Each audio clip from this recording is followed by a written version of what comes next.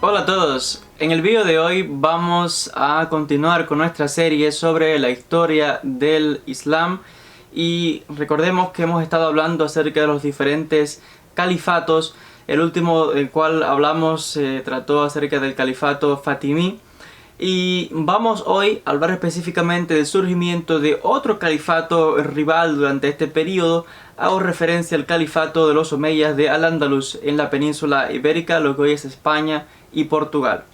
Teniendo presente también que en el momento en que se suceden estos diferentes califatos rivales unos de los otros, pues hay que recordar que digamos que el califato principal, o el más grande que estaba gobernando en ese momento y que vio su poder debilitado, es el califato de los abasíes en Bagdad, y que durante este periodo de debilidad pues surgen una serie de califatos rivales, digamos, o semi-independientes, como fue el caso por ejemplo de los fatimíes, este califato shia, que técnicamente era independiente pero al mismo tiempo estaba conectado con los abasíes en Bagdad. En el caso de cómo surge el califato de los omeyas en Al-Ándalus, bueno, aquí hay que hacer dos distinciones, porque recordemos que ya hablamos del primer califato de los omeyas, y este califato, que fue derrocado en el año 750 por los abasíes precisamente, los omeyas fueron los que en un primer comienzo conquistaron todo el norte de África hasta llegar a la península ibérica, España y Portugal.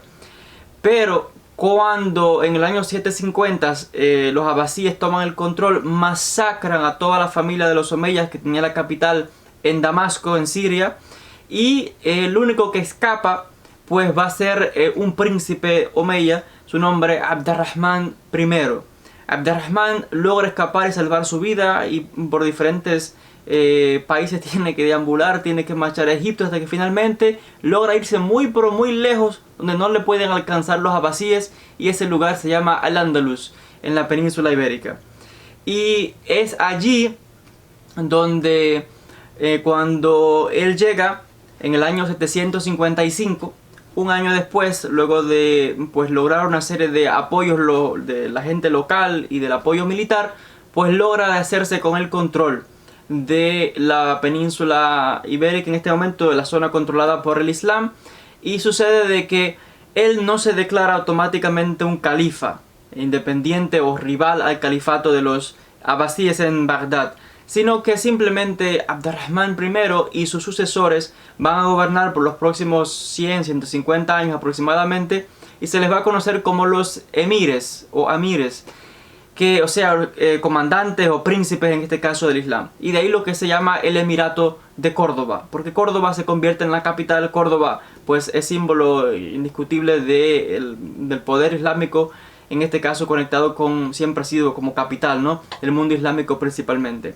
Y va a ser tiempo más tarde, durante la época de Abd ar-Rahman III, precisamente cuando en el año 929 pues se va a declarar el califato independiente, y esta es la palabra clave, el califato independiente de los omeyas de Al-Ándalus.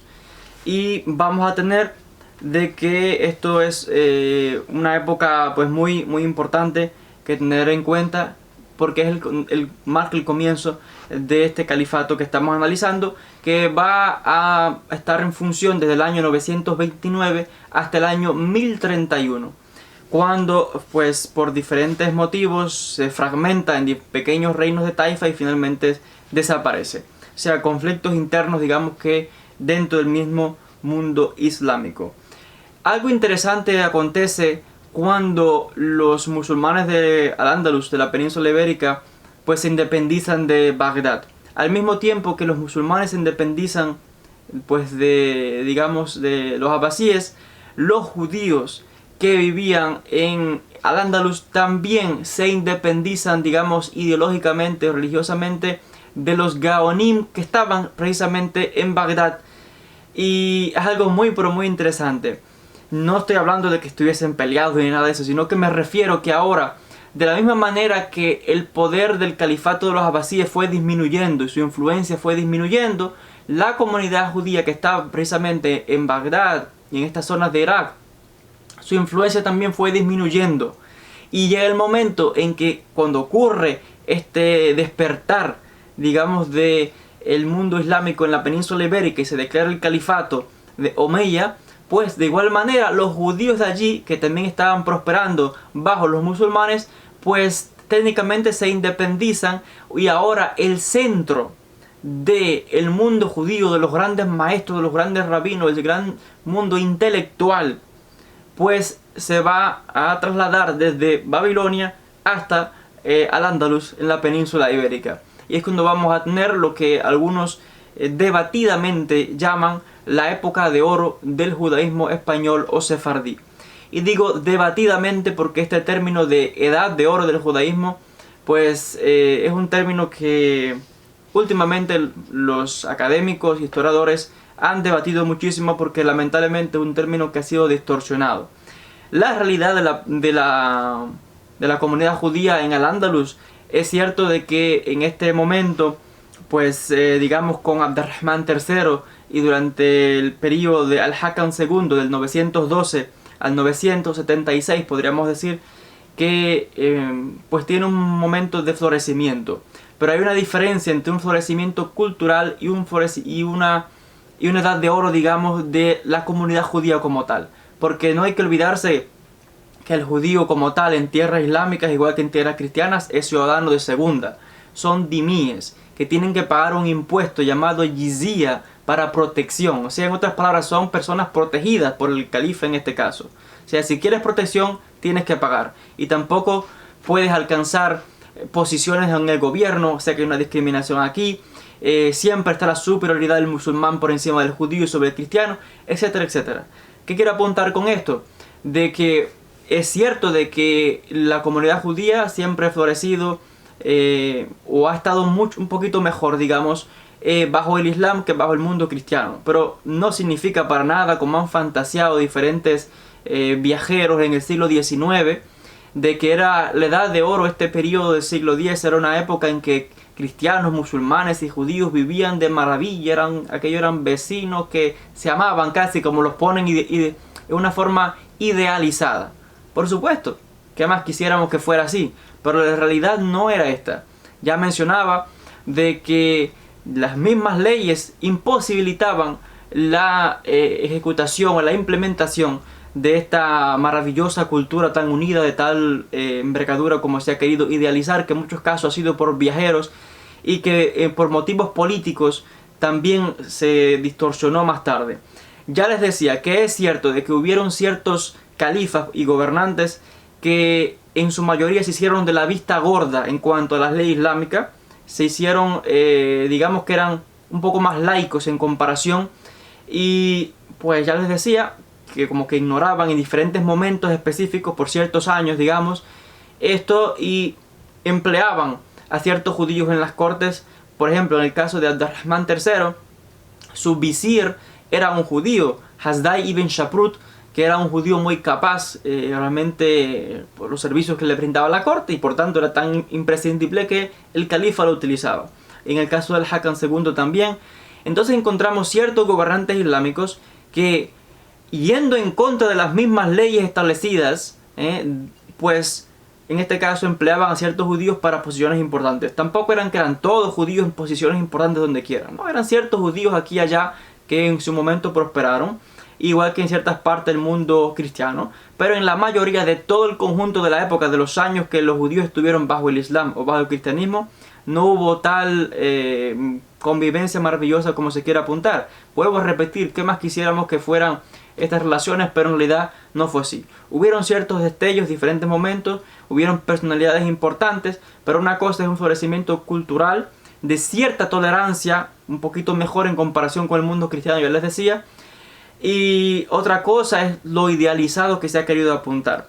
Y esto pues ha sido más que probado y explicado por diferentes historiadores académicos que se han visto en la necesidad de explicar históricamente cómo fue la realidad de este periodo, de que hubieron ciertos gobernantes, ya les decía, que de manera laica pues se hacían los de la vista gorda y emplearon a cristianos o a judíos en posiciones importantes. Específicamente ahora estamos hablando en esta época del califato. Por supuesto, tampoco esto duró mucho, ya les decía, porque cuando venía otro gobernante inmediatamente revocaba todo y ponía los asuntos en orden de acuerdo a la ley islámica que estaba en el país técnicamente. Y en muchos casos venían hordas de musulmanes que luchaban contra otros musulmanes y derrocaban a los previos gobernantes. Digamos el caso, por ejemplo, de los almorávides, que vinieron del norte de África y que derrocaron a las dinastías que había en la península ibérica. Y estos eran más extremistas también. Incluso llegaron más tarde los almohades, almohadidun, y derrocaron incluso a los almorávides. O sea que los almohades eran todavía más fuertes en cuanto a la aplicación de las leyes, que técnicamente a veces se quiere decir no son radicales o fundamentalistas o extremistas. Realmente ese no es el caso. Ese es el problema que hay en Occidente. Y cuando me refiero a Occidente me refiero a Europa, América, que hay un desconocimiento tanto de cómo funciona el mundo en el Medio Oriente, hay un desconocimiento del Islam, hay un desconocimiento del mismo judaísmo y hay un mismo desconocimiento del mismo cristianismo del Medio Oriente. Y en el caso del Islam se tiende a hacer una separación entre extremista y moderado. Tal cosa no existe. El Islam es uno. Y simplemente tenemos aquí gobernantes que se hacían los de la vista gorda, eran más laicos, digamos más en cuanto a los asuntos seglares, y habían otros que simplemente estaban más apegados a los textos, a lo que impartían las mismas leyes. Y este es el caso de los almohades y otros que en su momento pues tomaron control de Al-Ándalus. Y entonces es una salvedad que hay que tener presente en cuanto al estudio de la historia del califato de los omeyas, que recordemos tuvo lugar del año 929 hasta el año 1031, un momento en el que había tres califas al mismo tiempo, o tres califatos: el califato de los fatimíes, que fue del 909 al año 1171, y la dinastía de los abasíes, que estuvo del año 750 hasta el año 1258, fue el califato que más tiempo estuvo en el poder. Entonces, hasta aquí con esta sección en cuanto a la historia del Islam. Agradecidos a todos por la atención y pues nada, continuaremos en un próximo encuentro con más de esta serie tan interesante sobre esta historia que realmente cambió, digamos, el mundo. Y realmente fue así porque la influencia del pensamiento islámico se expandió por todo rincón y entró en Europa de una manera tal también, influenciando el pensamiento, en la filosofía, en las ciencias, etcétera, etcétera. Gracias a todos por la atención y hasta un próximo encuentro.